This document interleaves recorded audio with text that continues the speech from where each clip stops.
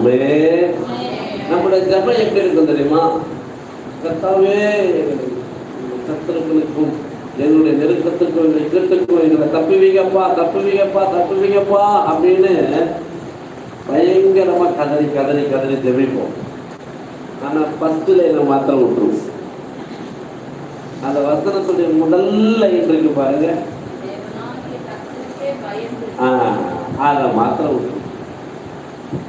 அதனாலதான் வேதாகமத்துல ஆசீர்வாதங்களை குறித்தும் உயர்வை குறித்தும் சில மேன்மைகளை குறித்தும் சொல்லுகிற இடத்துல எல்லாம் பார்த்தீங்கன்னா சில நிபந்தனை மேலே வைப்பார். அந்த நிபந்தனையின்படி நீ செய்தா இவைகள் எல்லாம் உனக்கு செய்வேன். ஆனா எதெல்லாம் அவர் செய்வேன்னு சொன்னாரோ அதெல்லாம் நம்ம கேட்டுட்டு இருப்போம். ஆனா எதை செய்யணும்னு சொன்னாரோ அதை மாத்திரம் விட்டுருவோம். யோசித்து பாருங்க. அதனால ஒன்னாம் தேதி வெள்ளதி யாருமே கூப்பிட மாட்டேன். ஏன்னா தெரிஞ்சிடும் நம்மளுக்கு நல்லவர் என்ன. அதனால வந்திருக்கிற கொஞ்சம் பிள்ளைகளுக்கு ஆண்டுடைய வார்த்தை பிரயோஜனமா இருக்கும்படி இந்த வசனம் அழகா சொல்லுகிறது. கர்த்தர் நம்மை தப்புவிக்கிறவர். உண்மையாகவே அவர்தான் இந்த 8 மாதம் வரைக்கும் நம்மை தப்புவித்து நடத்தணும். நீங்க எல்லாம் எப்படி நினைக்கிறீங்க? என்னுடைய வாழ்க்கையில என்னுடைய ஊழியத்துல நம்ம ஒவ்வொரு நாளும் அதை பார்த்துக்கிட்டே வரும். எப்படியெல்லாம் எங்களை தப்புவிக்கிறார், எப்படியெல்லாம் அவர் தப்புவிக்கிறவராய் எங்களுக்கு காணப்படுகிறார், எதெல்லாம் எங்களை தப்புவிக்கிறவராய் அவர் நின்று செய்கிறார் என்பதெல்லாம் கண்ணார பார்க்கும் போது ஆச்சரியமா இருக்கும். எல்லாருக்கும் அப்படிதான் செய்கிறார். ஆனா அந்த வசனம் சொல்லுகிறது, நீ கர்த்தருக்கு பிரியமானவனா இருந்தா, நீங்க கர்த்தருக்கு பிரியமுள்ளவர்களா வாழ்ந்தா, அப்பொழுது உங்களை எல்லா சத்துருடைய கைகளுக்கும் அவர் என்ன பண்ணுவாராம்? தப்புவிப்பார். அதனாலதான் தாவீது 18வது சங்கீதம் 19வது வசனத்துல இப்படி சொல்லுவார். அந்த வசனத்தை நீங்க கவனிச்சீங்கன்னா வாசிக்கல. அப்பொழுது கர்த்தாவே 18வது சங்கீதம் அவர் என்னை விசாலமான இடத்துல கொண்டு வந்து என் மேல் பிரியமா இருந்தபடினால என்ன அழகா சொன்னார். யாரு கர்த்தருக்கு பயப்படுறாங்களோ அவங்க மேல அவர் பிரியமா இருப்பார். யாரு மேல அவர் பிரியமா இருக்கிறாரோ அவங்க தப்பு. அவ்வளவுதான், முடிஞ்சு போச்சு. இங்க ராஜாக்கள்ல வாசித்தோம், நீ கர்த்தருக்கு பயந்தா அவர் உன்னை தப்பு வைப்பார். அப்ப யாரு கர்த்தருக்கு பயந்தா? தாவீது கர்த்தருக்கு பயந்தார். அதனாலதான் நீங்க 18ஆம் சங்கீதத்துல அநேக இடத்துல பாத்தீங்கன்னா, நான் பயந்து கர்த்தருக்கு முன்பாக நடுங்கி நின்றது. நடுக்கத்தோடு என் உள்ளத்தின் ஆழத்தில் அவருக்கு பயபக்தியோடு கூட படித்து சங்கீதங்கள் அநேக இடத்துல சொல்ல, நான் அவருக்கு பயந்து வாழ்ந்தேன். அது எப்படி கொண்டு வந்துச்சான்? அவர் எல்லா சத்துருடைய கைக்கும் தாவீது தப்புவித்தது. இந்த 9வது மாதத்துல தேவன் நம்மளை தப்புவிக்கிற தேவனாயிருக்கிறார். அதனாலதான் இந்த 9வது மாதத்துல தேவன் இந்த வார்த்தையை நமக்கு ஒரு வாக்குத்தத்தமாய் தருகிறார். இந்த 8 மாதம் வரைக்கும் உங்களை தப்புவிக்கிறேன், நான் இந்த 9வது மாதத்துல உங்களை தப்புவிக்கிறேன். 8 மாதம் வரைக்கும் உங்களுக்கு தப்புவிக்கிற தேவனா இருந்தனா, இந்த 9வது மாதத்துல உங்களுக்கு தப்புவிக்கிற தேவனாகவே இருப்பேன் என்பதை மறுபடியும் நினைவுபடுத்துகிறார். அப்படியானா எப்படிப்பட்ட காரியங்களில் அவர் நம்மை தப்புவிக்க போகிறார் என்பதை ஒரு 4 சம்பவத்தின் மூலமாக நம்ம அறிவிப்போம். நம்முடைய ஆவிக்குரிய வாழ்க்கைக்கும் நம்முடைய குடும்ப ஆசீர்வாதங்களுக்கும் இந்த சத்தியம் ரொம்ப அவசியமானது. அவர் இதுவரைக்கும் இந்த 8 மாதம் வரைக்கும் நம்மளை எப்படிலாம் தப்பி வைத்திருக்கிறார் என்பதையும் இந்த செய்தியின் மூலமாக நம்ம அறிந்து கொள்ள முடியும். அதனாலதான் இன்னைக்கு அவர் நம்மோடு பேசுகிறார். நான் உங்களுக்கு தப்புவிக்கிற தேவனாய் இருக்கிறார். எப்படிப்பட்ட காரியத்தில் அவர் நமக்கு தப்புவிக்கிற தேவனாய் இருக்கிறார் என்பதற்கு அடையாளமாக முதல் காரியத்தை நாம் வாசிக்கலாம். 2 சாமுவேல் புஸ்தகம் 22வது அதிகாரம் 49வது வசனத்தை நான் வாசிக்கிறேன். நல்லா கவனமா பாருங்க. அப்புறம் அந்த வார்த்தையை கொஞ்சம் கவனமா பாருங்க.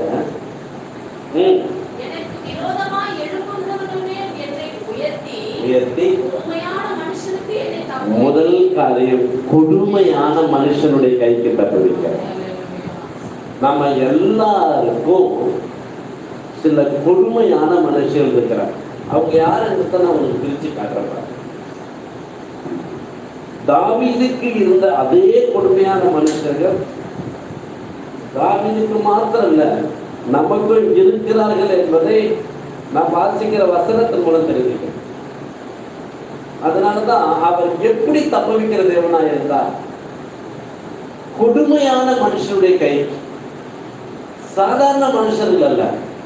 அவர்களுக்கு வேதம் சொல்லியிருக்கிற பேரை பாருங்க, கொடுமையான மனுஷனுடைய கைக்கு தப்புவிக்கிறார்.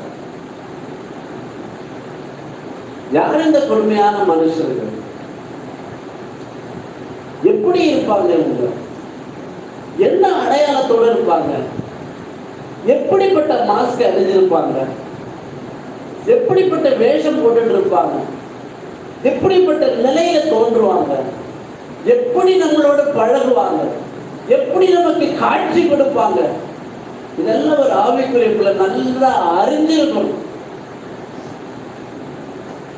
இதை நல்லா அறிஞ்சிருந்தா மாத்திரம்தான் இந்த கொடுமையான மனுஷர்கள் யார் என்பதை நாம் அறியணும்.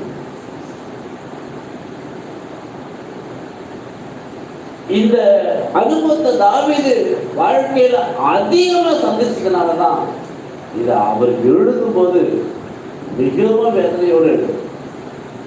தாவே, நீர் என்னை மாத்திரம் தனியே விட்டிருந்தான் இந்த கொடுமையான மனுஷன் என்னை அழித்திருப்பார். முதல் கொடுமையான மனுஷர்கள் லோத்து வீட்டுக்கு பக்கத்துல இருந்தார். அவர்களுக்கு பேர் என்ன தெரியுமா? பொல்லாத ஜனங்கள். ஆதியாகமத்தின் புஸ்தகத்தை நீங்க வாசித்து பார்த்தீங்கன்னா அந்த ஜனங்களுக்கு சோதோமின் ஜனங்கள் அப்படின்னு ஒரு பேர் இருக்கு. சோதோமின் ஜனங்கள் அவர்கள் யாரும் முதல் கொடுமையான மனுஷனுக்கு பேர் என்ன? பொல்லாத ஜனம். இந்த பொல்லாத ஜனங்கள் எதை நமக்கு செய்வாங்க? எதை செய்வாங்கன்னா பொல்லாத காரியங்களை தான் செய்வாங்க. வீட்டு பக்கத்திலே தான் இருப்பாங்க, வீட்டு நெருக்கத்திலே தான் இருப்பாங்க, நம்ம தெருவிலே தான் இருப்பாங்க, நம்ம ஏரியாவிலே தான் இருப்பாங்க. ஆனா எப்பவுமே அவங்க நமக்கு ஒரு பொல்லாப்பு செய்யறதுக்கு ரொம்ப எப்படி இருப்பாங்க? கண்ணை விட்டுக்கிட்டே இருப்பாங்க. ஆனா நான் மாத்திரம் லோத்துவை போல நீதிமானா இருந்தா இந்த பொல்லாத ஜனங்களுடைய கைக்கு தேவதூதர்களை கொண்டு தப்பிப்பார். ஆமென் சொல்லுங்க. என்ன ஒரு ஆசீர்வாதமானவர். லோத்துவை கர்த்தர் தம்முடைய தூதர்கள் அனுப்பினார். அதனால ஜனங்கள் லோத்தை தொட முடியல, அவன் குடும்பத்தை டச் பண்ண முடியல. நீங்களும் நானும் இந்த 9வது மாதத்துல நம்மையும் நம்முடைய வீட்டையும் இந்த பொல்லாத ஜனங்கள் கையிலிருந்து தப்பித்துக் கொள்ள நாம் லோத்துவை போல நீதிமான்கள். அப்போதான் அவர் நமக்கு தப்புவிக்கிற தேவன் என்பதை நம்முடைய வாழ்க்கையில் ஐயோ எனக்கு என்ன பொல்லாப்பு வந்துட போது, எனக்கு என்ன பொல்லாததை செஞ்சிருவாங்க, எனக்கு என்ன வந்துடும் அப்படின்னு ஒருவேளை நம்ம நினைக்கலாம். அவங்க என்ன செஞ்சாங்க தெரியுமா? அந்த சோதரனுடைய பொல்லாப்பு எப்படிப்பட்டதா இருந்ததுதான் அந்த குடும்பத்தையே அழிக்கும்படிக்கு இருந்தாங்க, நாசம் பண்ணும்படிக்கு இருந்தாங்க, அந்த குடும்பத்துக்கு சாட்சிக்கேடு உண்டாகும்படி செஞ்சாங்க. தேவனுக்கு விரோதமாக இவர்களை பாவத்துக்கு நேராக தள்ளவும் கொண்டு வந்தாங்க. ஆனா கர்த்தரோ லோத்துடைய நீதி உள்ள வாழ்க்கையை பார்த்து தம்முடைய தூதர்களை கொண்டு தப்பிவிட்டார். அல்லேலூயா. கர்த்தருக்கு மகிமை உண்டாகும். இதெல்லாம் முதலில் கொள்ளாத மனுஷர்கள், அவங்க தான் கொடுமையான மனுஷர். நம்ம பக்கத்துல யாராவது அப்படி இருக்கிறாங்களா, நம்ம ஏரியால இருக்கிறாங்களா, நம்ம வீட்டோரங்களில் இருக்கிறாங்களா, அடையாளம் கண்டுபிடிங்க. ஏன்னா தேவனுடைய ஆவி நமக்குள்ள இருக்கிறதுனால நாம் நிதானித்து அறிந்து கொள்ளணும். அவங்களோடு கூட நாம் என்ன பண்ணக்கூடாது, சம்பந்தம் கூட கலக்கக்கூடாது. அது நம்முடைய பொல்லாப்புக்கு கொண்டு போய்விடும். ரெண்டாவது ஒரு கூட்டத்தை சொல்றேன், வீட்டுல மாத்திரம் இல்ல கொடுமையான ஜனங்கள், வீட்டு ஒருத்தர் மாத்திரம் இருக்க மாட்டாங்க. ரெண்டாவது கொடுமையான மனுஷன் நமக்கு எங்க இருப்பாங்க தெரியுமா, நம்முடைய வேலை ஸ்தலத்துல இருப்பாங்க. நீங்க ஆதியாகமத்தின் புஸ்தகம் 26வது அதிகாரத்தை திருப்பி கொண்டா அங்க வேலை ஸ்தலத்துல வந்த பொல்லாத மனுஷர்கள், கொடுமையான மனுஷனை பாருங்க. 26 14 15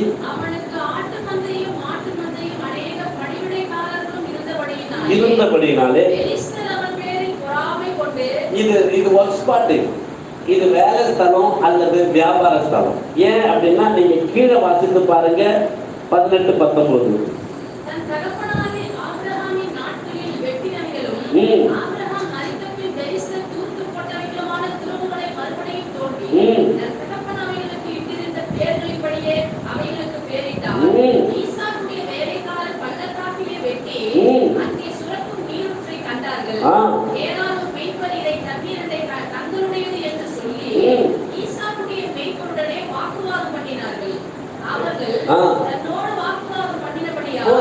போதும் அப்படின்னா எந்த இடம், நான் வேலை செய்கிற இடம், வியாபாரம் செஞ்ச இடம்.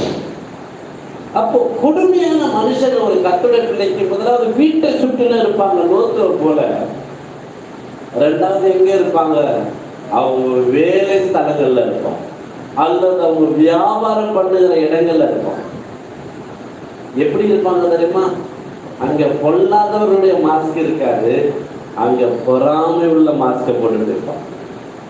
நம்முடைய வளர்ச்சியை பார்த்து, நம்முடைய ஆசீர்வாதங்களை பார்த்து, நம்முடைய உயர்வை பார்த்து, நம்முடைய ப்ரொமோஷனை பார்த்து, நம்முடைய வேலையோட நிலைவரத்தை பார்த்து, நமக்கு கொடுக்கிற சில சர்டிஃபிகேட்டை பார்த்து, நமக்கு கொடுக்கிற சில அவார்டுகளை பார்த்து, நமக்கு கொடுக்கிற சில விசேஷமான காரியங்களை குறித்தெல்லாம் அங்கே கொடுமையான மனுஷர்கள் எப்படி இருப்பாங்கன்னா பொறாமை வேஷம் தெரிந்து இருப்பாங்க. இவர்களுக்கும் தேவன் ஒரு பெரிய பாதுகாப்பை ஆண்டவர் என்ன பண்ணுகிறார், நம்மை அழகா தப்புவிக்கிறவராக. அதனாலதான் இப்படிப்பட்ட ஜனங்கள் மத்தியில 24ஆம் வசனத்துல வாசிச்சீங்கன்னா, அந்த ராத்திரியிலே இங்க தூதன் வரல, கர்த்தரே வந்தார். அழகா சொன்னாரு, அந்த ராத்திரியிலே கர்த்தர் அவனுக்கு தரிசனமாகி,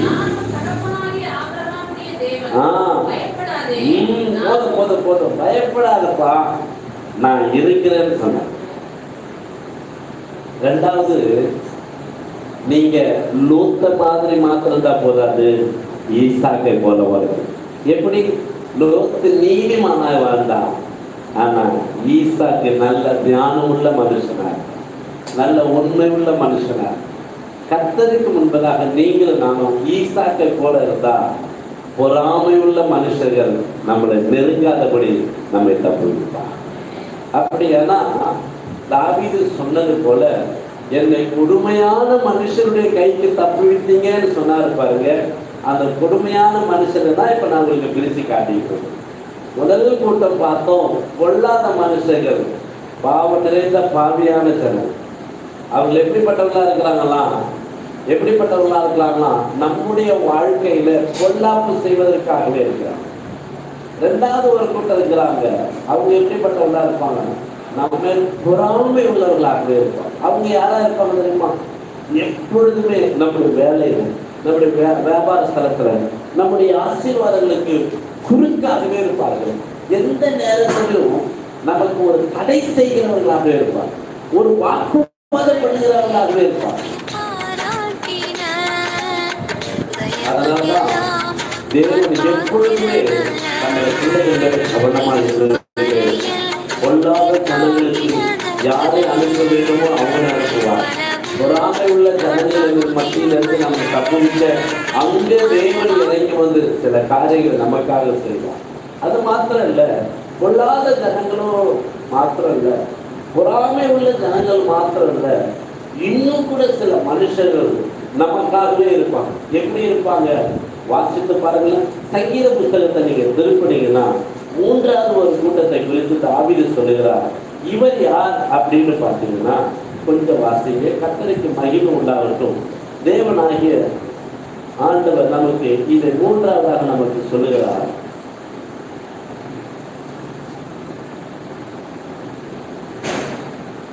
நாற்பத்தி 1வது சங்கீதம் வாசிங்க, 3வது வசனம்.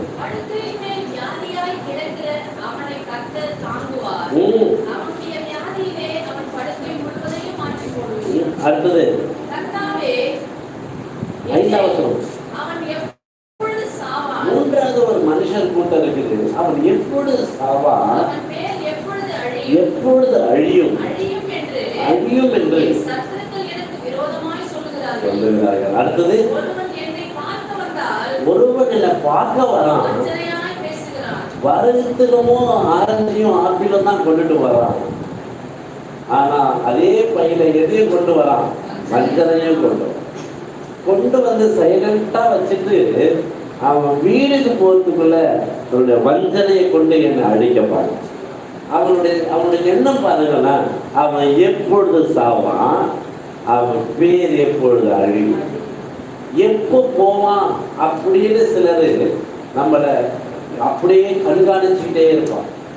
ஆனா பார்க்கறதுக்கு ரொம்ப அழகா சிரிச்ச முகத்தோட இருப்பாங்க, அப்படியே பூரிப்பான முகத்தோட இருப்பாங்க, அப்படியே அன்பு காட்டுற மாதிரி இருப்பாங்க. ஆனா நம்முடைய அழிவை எதிர்பார்த்து கொண்டிருக்கிற 3வது மனுஷன். இவர்களும் எப்படிப்பட்டவர்கள் தெரியுமா? இவர்களும் யாரு? கொடுமையான மனுஷன்.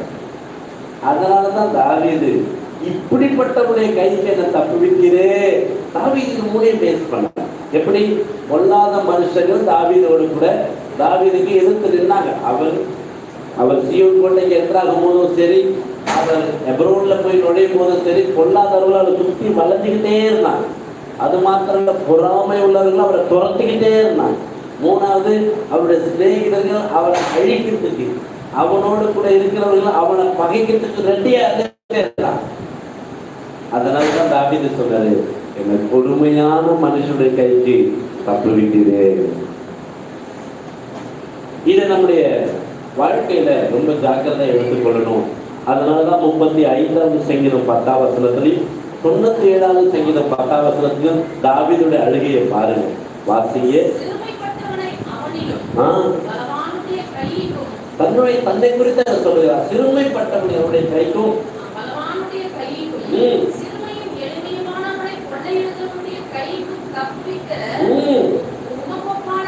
உங்களை தவிர வேற எவனாலும் எனக்கு தப்பி சொல்லிக்க முடியாதுன்னு சொல்லிட்டார். அதே போல 97:10 படிங்க.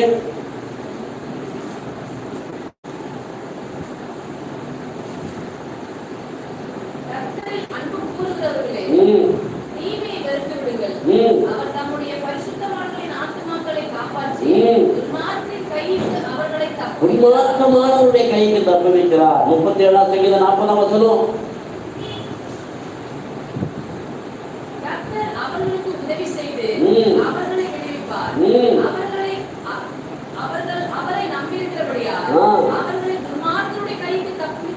ரட்சிக்கிறவர் எப்படி தப்புவித்து ரட்சிப்பார். அதனால்தான் எரேமியா இதை குறித்து சொல்லும் போது எரேமியா 15:21 சொல்லுகிறார். வாசிங்க, எரேமியா 15:21.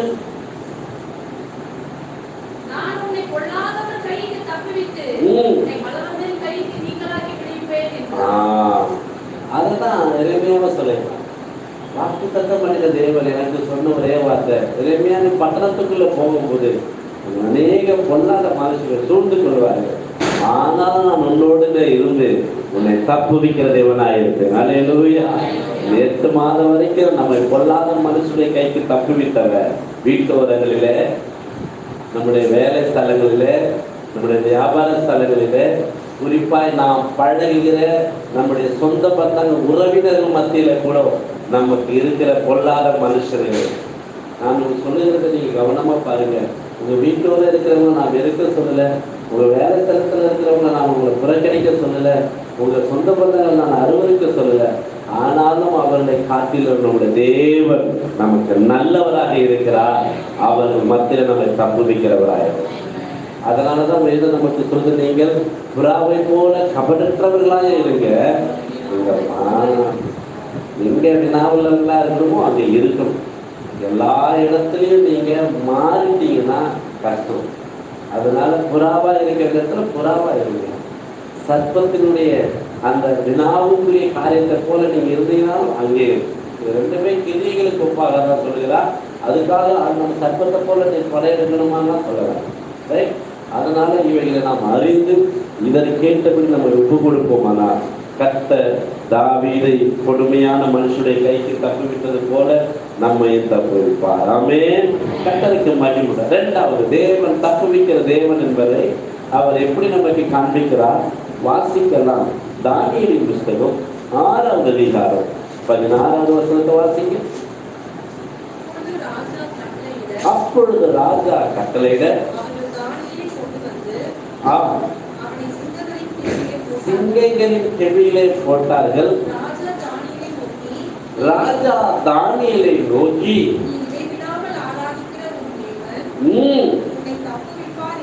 ஒரே வார்த்தையா சொல்லிட்டார் பாருங்க, தானியேலே உன் தேவன் உன்னை தப்பு வைப்பார் போ. எதுக்கு? முதல்ல கொடுமையான மனுஷருக்கு அப்படின்னு பார்த்தோம்ல. இரண்டாவது, சிங்கங்களுக்கு உன்னை தப்பு வைப்பார். அந்த வார்த்தை எப்படிதானே போட்டுருக்குது? சிங்கம் இருக்கா, சிங்கங்களுக்கு இருக்கா? அப்படியானா சிங்கம் தனியா இல்ல, மூணா பிரிஞ்சிருக்கு.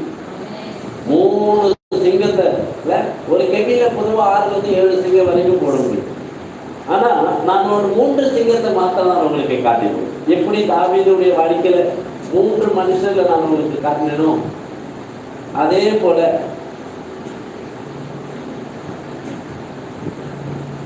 இந்த சிங்கங்களை நான் 3ஆக உங்களுக்கு காண்பிக்கிறேன். 3 சிங்கர். தானியேலுக்கு அங்கே தேவன் 3 விதமான சிங்கத்திலிருந்து அவனை விடுவிக்கிறார்.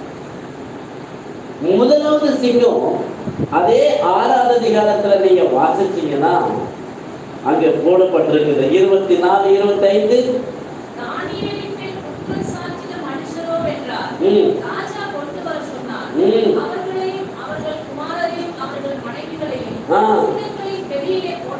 அப்படியானா தேவனால சிருஷ்டிக்கப்பட்ட சிங்கம்.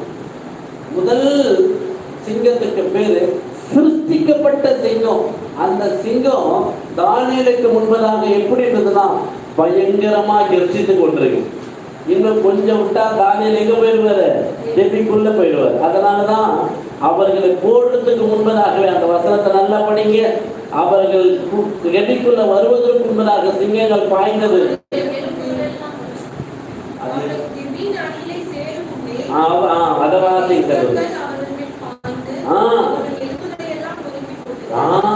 அந்த சிங்கம் என்ன ஆவல்ல இருக்கு பாருங்க. மேல இருந்து ஆகாரம் வருத்துக்குள்ள ஒருமெல்லாம் இல்ல, வாங்கி குடிச்சு கேட்சி குடிச்சிருச்சு. அப்படிப்பட்ட சிங்கங்களுக்கு தான் முதல்ல தேவன் தப்பி விட்டான். அதே இடத்துல அதே அதிகாரத்துல 2வது சிங்கமும் அங்க இருந்துச்சு. என்ன மாதிரியான சிங்கம் இருந்துச்சு? 6வது அதிகாரம் 4ஆம் வசனத்துல இருக்குது.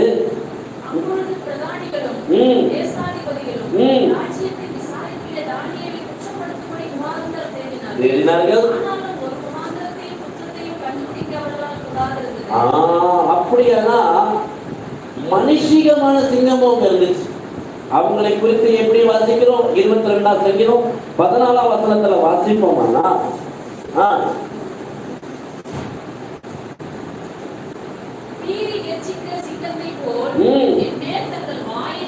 இந்த வாயை தான் அவங்களும் திறந்தாங்க. என்ன என்ன ரீசன் கிடைக்கும்? என்ன எஃப்ஐஆர் காப்பி வைக்கலாம், என்ன பிராடு காப்பி வைக்கலாம், என்ன குற்றச்சாட்டு வைக்கலாம், எதை கொண்டு வரலாம், எதை போட்டு கொடுக்கலாம், எதை காட்டி கொடுக்கலாம், எதை இது ரெண்டாவது 2 கால சிங்கம். அது 4 கால சிங்கம் தேவன் சிருஷ்டிக்கப்பட்ட சிங்கம். ஆனா இந்த சிங்கம் 2 கால தான் இருக்குது. அந்த சிங்கத்தோட ரொம்ப டேஞ்சர். அப்படியே கர்ச்சித்து கொண்டிருக்கிறார்கள், வாயை திறந்து கொண்டிருக்கிறார்களாம். என்னத்துக்கு? அவனை என்ன பண்றதை கடிச்சு துப்புவதற்கு. அப்படிப்பட்ட கொடூரமான சிங்கம். இந்த சிங்கத்தை தான் பவுல் அப்போஸ்தலன் பேஸ் பண்ணாரு. நீங்க 2 தீமோத்தேயு 4:17 வாசிச்சீங்கன்னா இதே சிங்கத்தை தான் பவுல் சந்திச்சிருக்கிறார். வாசிங்க.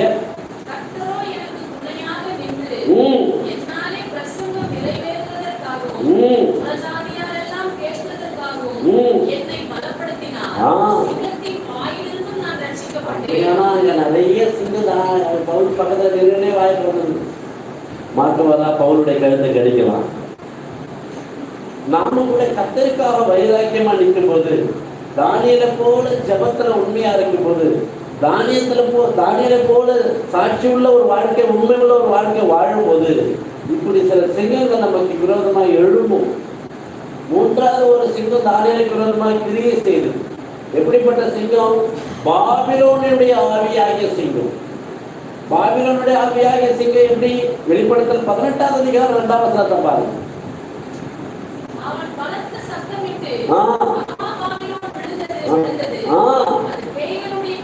அது யாருடைய குடியிருப்பு? அப்புறம் இந்த அசுத்தாவியுடைய கோட்டை அதுதான். இதெல்லாம் பேதுரு எழுதும் போது சிங்கமாக என்ன பண்றாரு? சித்தரிச்சு எழுதுறாரு. 1 பேதுரு 5வது அதிகாரம் 8வது வசனத்தை பாருங்க.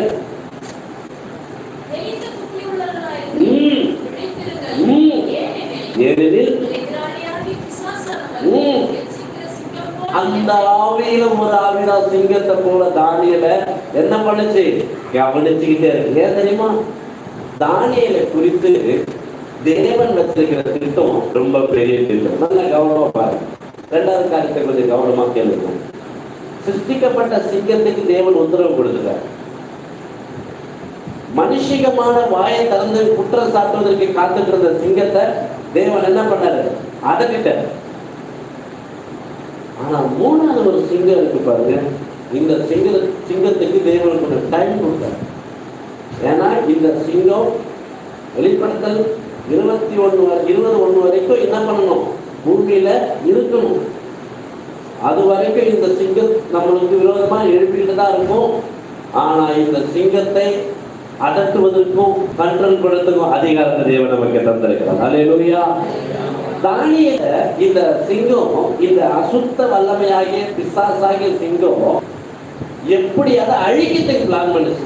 ஏன்னா தானியேல் மாத்திரம்தான் ஏசாயா தீர்க்கதரிசிக்கு பிறகு இயேசு கிறிஸ்துவின் 2ஆம் வருகை வரைக்கும் தீர்க்க தரிசனத்தை எழுதி முடிக்க போகிறார். நல்ல கவனமா பாருங்க.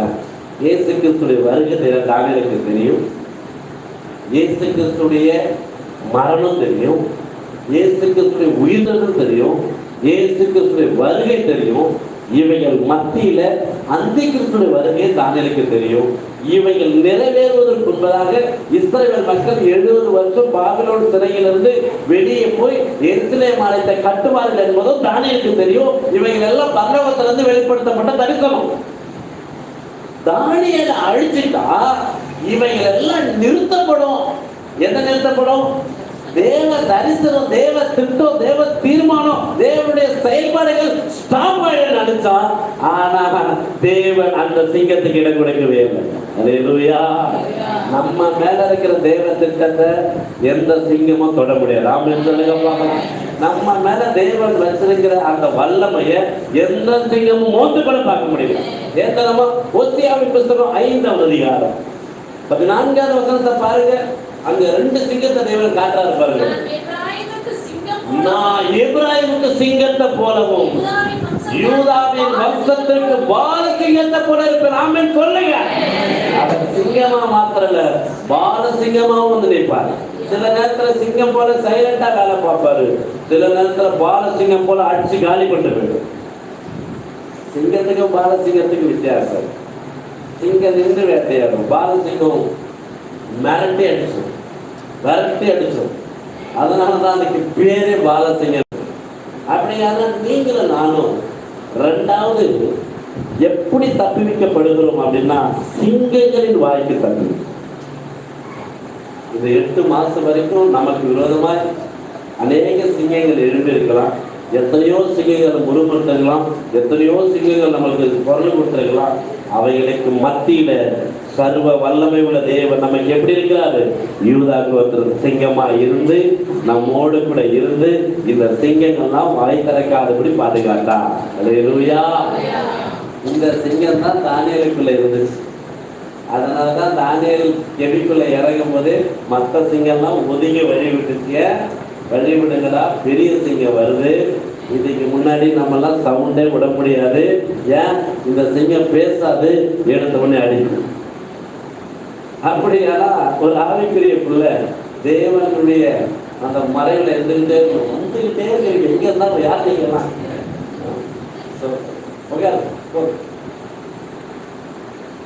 அடுத்த முறை ஆராதனைக்கு வராத கொண்டு பிடிக்கலாம் உள்ள வந்துச்சுன்னா முதல் டைம் கொடுத்தனால உங்களுக்கு திரும்பியாக கொடுக்கணும். கர்த்தருடைய ஆசை. மூன்றாவது, தேவன் தப்புவிக்கிறதை மாத்திரம் சொல்லி நாம் ஜெபிப்போம். 4 விஷயத்தை நம்ம பார்க்க முடியாது. மூன்றாவது காரியத்தை மாத்திரம் நம்ம பார்த்து ஜெபிக்கலாம். முதல்ல பார்த்தோம், என்னை கொடுமையான மனுஷனுக்கு தப்புவிக்கிறார். யார் அந்த கொடுமையான மனுஷன்? 3 இடத்துல காட்டினார். ரெண்டாவது, சிங்கங்களில் வாய்க்கு தப்புவிக்கிறார் என்பதையும் நம்ம 3ஆக பிரித்து பார்த்தோம். அது எப்படிப்பட்ட சிங்கம், அது எப்படி நம்மளை பீரும், எப்படி பெட்சிக்கும், எப்படி நம்மளை தாக்க வரும், அதையெல்லாம் தேவன் நமக்கு காட்டுகிறது. 3வது ஒரு காரியத்தை பார்க்கலாம், ஜெபிக்கலாம், வாசிக்கலாம்.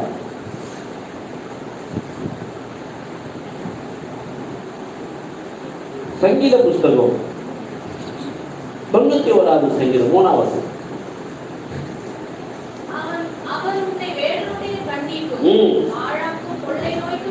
அப்படியான 3வது, நமக்கு விரோதமாய் வருகிற அழிவுக்கு நம்மை தப்புவிக்கிறது, பொல்லாத வியாதிக்கு தப்புவிக்கிறது, கொள்ளை நோய்க்கு தப்புவிக்கிறது. இவைகளிலிருந்து நமக்கு ஒரு ஜெயம் கொடுக்கிறார். இல்ல, இந்த பூமியில பலவீனம் இல்லாத மனுஷன் யாருமே இருக்கு.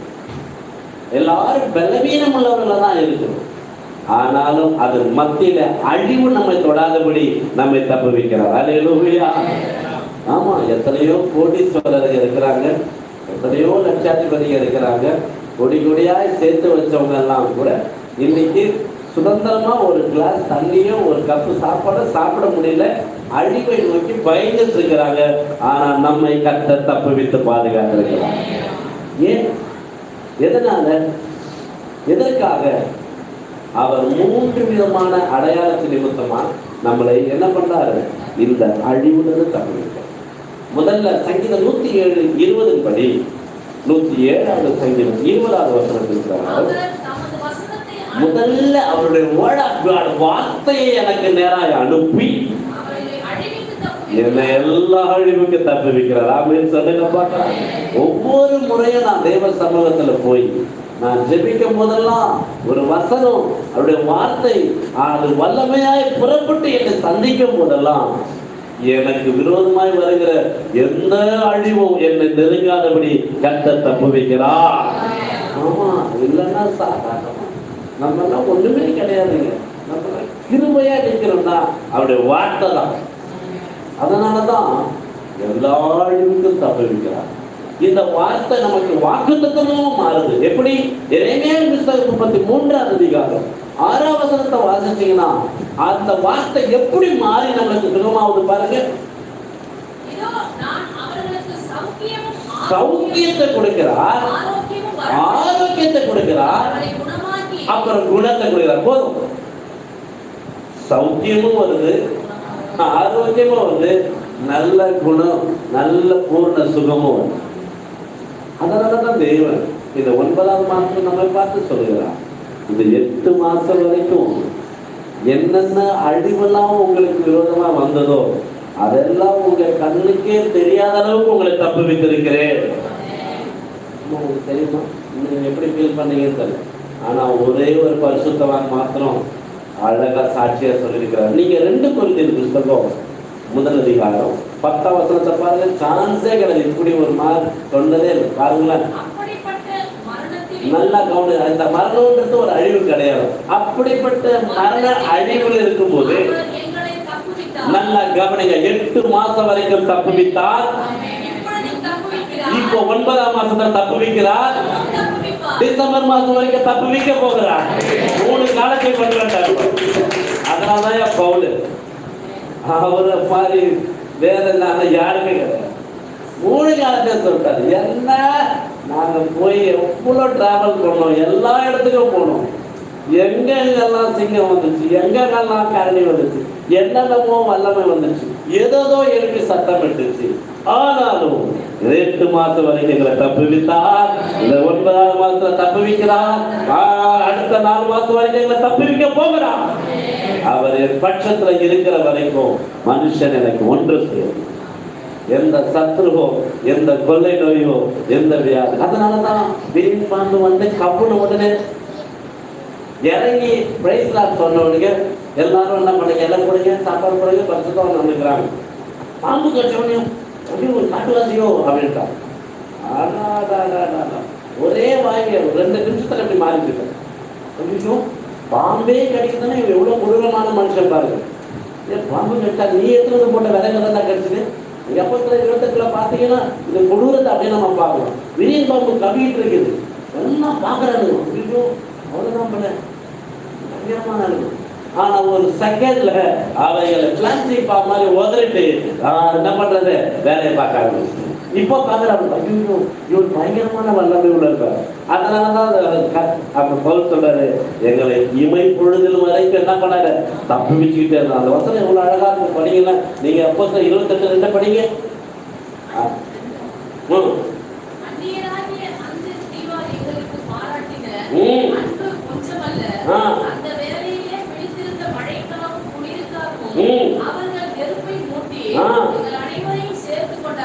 அன்பின் வாழ்த்துக்கள்.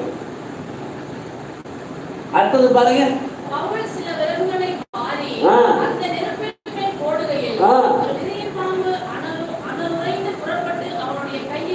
இப்ப விஷப்பூச்சி அவன் கையில் தொங்குகிறதை அந்நியராகிய அந்த தெய்வார்கள்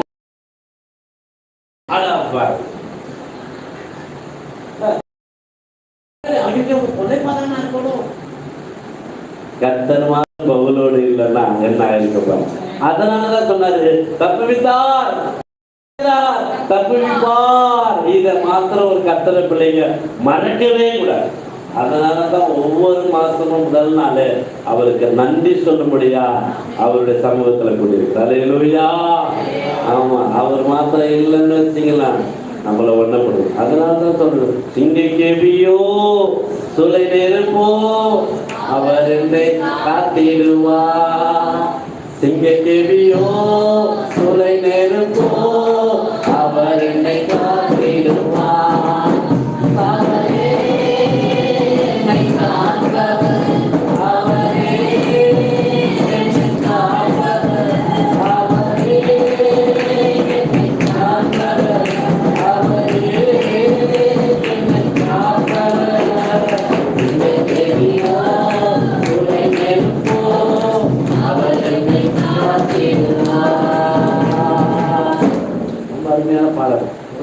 எதிரிகள் என்ன சொன்னாலும் அவருடைய சேனை கொண்டு காப்பா. அப்புறம் ஆவியில யுத்தம் பண்ணல சாத்தானுடைய எல்லா சகல கிரியைகள்.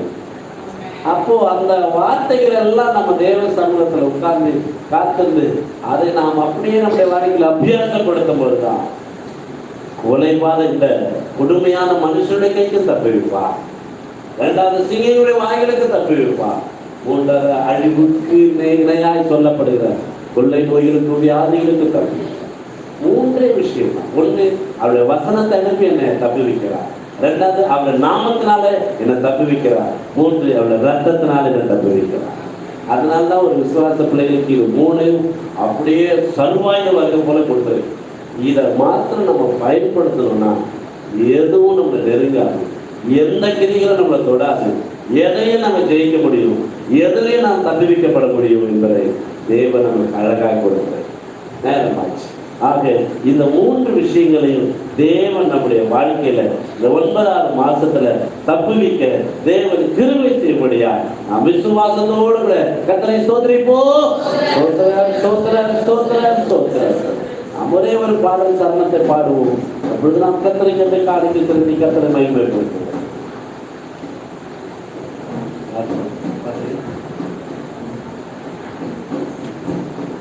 அப்படியே பாடலாம்.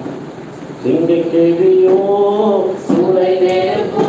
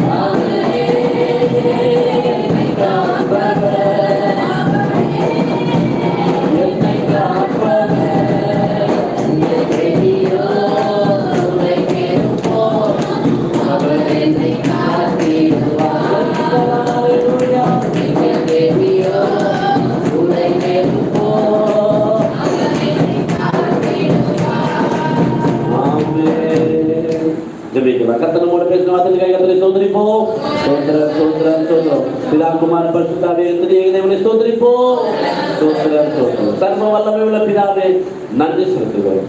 ஆசீர்வதிக்கப்பட்ட இதனால மன மகிழ்ச்சியான அந்த ராத்திரி வேலைக்காக குதிக்கிறோம். இந்த 9வது மாதத்திலும் ஆண்டவரே இந்த முதல் தேதியிலே நாங்கள் ஆண்டவரே கூடி ஆண்டவரே ஆராதிக்க ஜெபிக்கிறேன் அந்த கிருபைக்காய் ஸ்தோத்திரம்.